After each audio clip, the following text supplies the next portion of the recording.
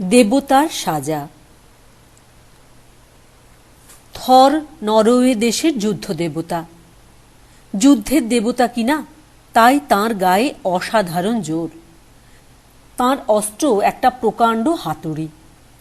সেই সর্বনেশে হাতুড়ির একঘা খেলে পাহাড় পর্যন্ত গুঁড়ো হয়ে যায়। কাজেই সে হাতুড়ির সামনে আর কেউ এগুতে সাহস পায় না। তার উপরে থরের একটা কোমর বন্ধ ছিল, সেটাকে কোমরে বেঁধে নিলে তাঁর গায়ের জোর দ্বিগুণ বেড়ে যেত। থরের মনে ভারী অহংকার। তাঁর সমান বীর আর তাঁর সমান পালোয়ান পৃথিবীতে বা স্বর্গে আর কেউ নেই। একদিন থর দেখলেন একটা পাহাড়ের পাশে একটা প্রকাণ্ড দৈত্য ঘুমিয়ে আছে, আর সে এমন নাক ডাকাচ্ছে যে গাছপালা পর্যন্ত ঠক ঠক করে কাঁপছে। থর বললেন, এইও বেয়াদব, নাক ডাকাচ্ছিস যে? বলেই হাতুড়ি দিয়ে ধাঁই ধাঁই করে তার মাথায় 3 ঘা লাগিয়ে দিলেন। কিন্তু কি আশ্চর্য, ওই হাতুড়ির অমন ঘা খেয়েও দৈত্যের কিছুই হলো না। সে খালি একটু মাথা চুলকিয়ে বলল, পাখিতে কি ফেললো? থর আশ্চর্য হয়ে বললেন, তুমি তো খুব বাহাদুর হে। আমার এ হাতুড়ির ঘা সহ্য করতে পারে এমন লোক যে কেউ আছে তা আমি জানতাম না। দৈত্য বলল, তা জানবেন কোত্থেকে? আমাদের দেশে তো যাননি কখনো। সেখানে আমার চেয়েও বড়, আমার চেয়েও ষণ্ডার ঢের ঢের দৈত্য আছে। থর বললে, বটে, তবে তো আমার একবার সেখানে যেতে হচ্ছে। দৈত্য তাকে দৈত্যপুরীর পথ দেখিয়ে দিল আর বলল, দেখবেন সেখানে গিয়ে বেশি বড়াই টড়াই করবেন না, কারণ আপনি যত বড়ই দেবতা হন না কেন, সে দেশে বাহাদুরি করতে গেলে শেষে লজ্জা পেতে হবে। দৈত্যপুরীর চারিদিকে প্রকাণ্ড বরফের দেয়াল। সে এত বড় যে তার নিচে দাঁড়ালে চূড়ো দেখা যায় না। সেই দেওয়ালের এক জায়গায় বড় বড় গড়ার দেওয়া আকাশের মতো উঁচু ফটক। থর দেখলেন সে ফটক খোলা তার সাধ্য নয়। তাই তিনি দুটো গড়াদের ফাঁকের মধ্যে দিয়ে ভিতরে ঢুকলেন। দেওয়াল ঘেরা দৈত্যপুরী রাজসভায় বসে বসে পাহাড়ের মতো বড় বড় দৈত্যরা সব গল্প করছে। তাদের মধ্যে সবচেয়ে বড় যে, সেই হচ্ছে দৈত্যের রাজা। দৈত্যেরা থরকে দেখেও যেন দেখেনি এমনভাবে গল্প করতে লাগলো। খানিক পরে দৈত্যরাজ থরের দিকে তাকিয়ে বড় বড় চোখ করে যেন কতই আশ্চর্য হয়ে বললেন, কেও? আরে আরে, থর নাকি?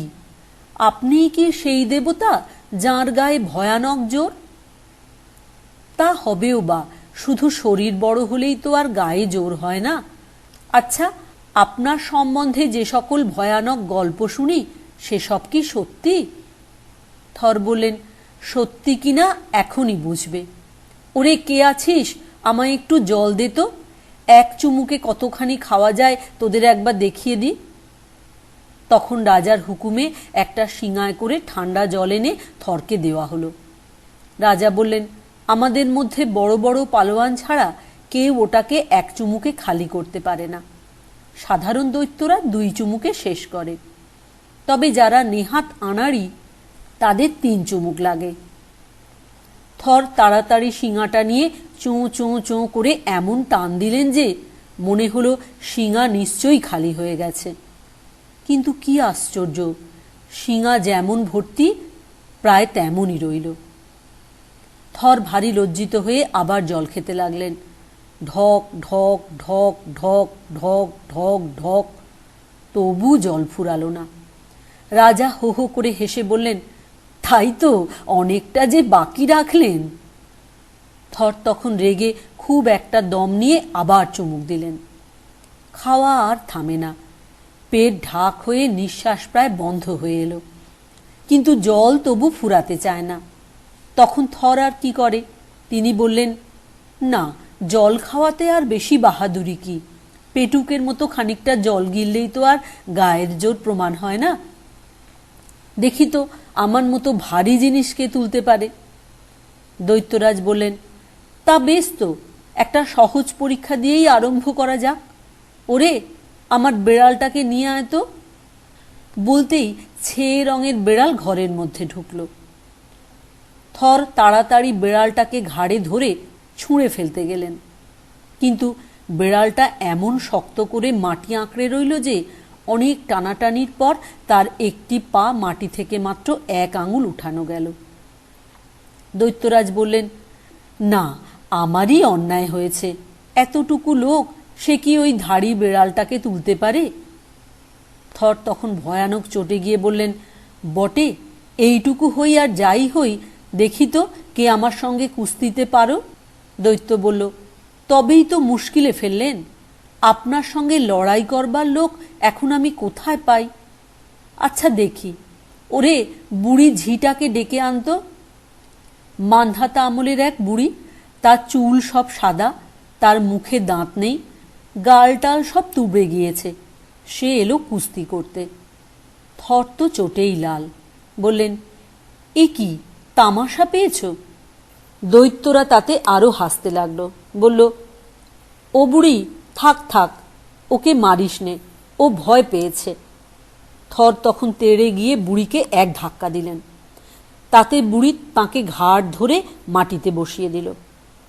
থর তখন আর কি করেন, লজ্জায় তাঁর মাথা হেঁট হয়ে গেল। সারা রাত্রি সে অপমানের কথা ভেবে তাঁর ঘুম হলো না। পরদিন সকালবেলায় তিনি বাড়ি চললেন। দৈত্যরাজ খুব খাতির করে তাঁর সঙ্গে সঙ্গে পুরীর ফটক পর্যন্ত এলেন। ফটকের কাছে এসে দৈত্যরাজ হেসে বললেন, আপনাকে একটা কথা বলছি, কারণ সেটা না বললে অন্যায় হয়। কাল কিন্তু সত্যিই আপনার হার হয়নি। আপনার অহংকার ভাঙবার জন্যই আমরা আপনাকে একটু ফাঁকি দিয়েছি। ওই যে শিঙাটা দেখলেন, ওটা সমুদ্রের শিঙা। সমস্ত সমুদ্রের জল না ফুরালে ওর জল ফুরায় না। আপনি যে 3 চুমুক দিয়েছিলেন, তাতে কতক জায়গায় সমুদ্রের ধারে চড়া পড়ে গিয়েছে। আর ওই বেড়ালটা কি জানেন? ও হচ্ছে স্কাইমিড, যে সাপের মতো হয়ে সমস্ত পাহাড়, নদী, সমুদ্র শুদ্ধ পৃথিবীটাকে শক্ত করে বেঁধে রাখে। আপনার টানে পৃথিবীটা প্রায় 10খানা হয়ে ফাটবার জোগাড় করেছিল। আর ওই বুড়ি ঝি হচ্ছে জরা, অর্থাৎ বৃদ্ধ বয়স। বুড়ো বয়সে কাকে না কাবু করে। আর কাল সকালে আপনি যে দৈত্যের মাথায় হাতুড়ি মেরেছিলেন, আমিই সেই দৈত্য। সে হাতুড়ি আমার মাথায় একটুও লাগেনি।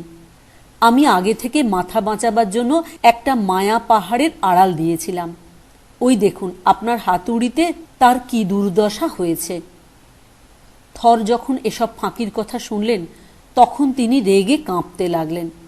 হাতুড়িটাকে মাথার উপরে তুলে বোঁ বোঁ করে ঘুরিয়ে তিনি যেই সেটা ছুঁড়তে যাবেন, অমনি দেখেন কোথায় দৈত্য, কোথায় পুরী, চারিদিকে কোথাও কিছু নাই।